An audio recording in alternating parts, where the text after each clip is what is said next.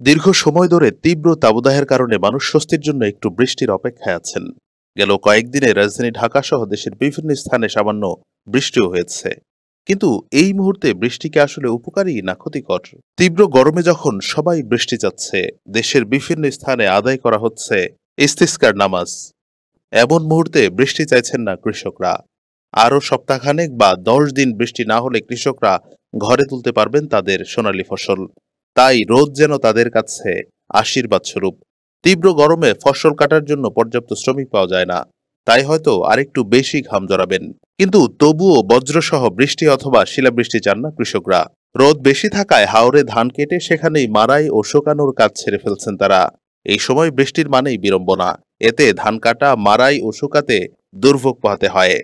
এদিকে আবহাওয়া অফিস বলছে এই মুহূর্তে বৃষ্টি হলেও তাপমাত্রা খুব একটা কমার সম্ভাবনা নেই। বাংলাদেশ আবহাওয়া অধিদপ্তরের আবহাওয়াবিদ ডক্টর মোহাম্মদ আবুল কালাম মল্লিক জানান, এখনকার বৃষ্টির সময়কাল থাকে খুব কম, আধা ঘন্টা থেকে বড় জোর 2 ঘন্টা। এর মধ্যে বৃষ্টি শেষ হয়ে যায়, আবার রোদ ওঠে। ফলে তাপমাত্রা এখনই খুব একটা কমছে না। বাস্তবিক অর্থেও সাম্প্রতিক সময়ে দেশের বিভিন্ন স্থানে যে বৃষ্টিপাত হয়েছে তার স্থায়িত্ব কম থাকায় তাপমাত্রাও আশানুরূপভাবে কমেনি।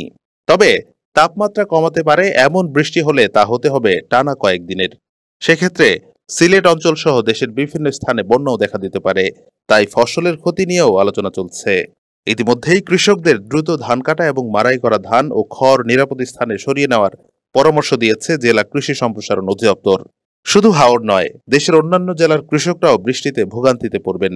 এছাড়াও ঝড়ের সাথে বজ্রপাতে ব্যাপক প্রাণহানির ঘটনাও ঘটে।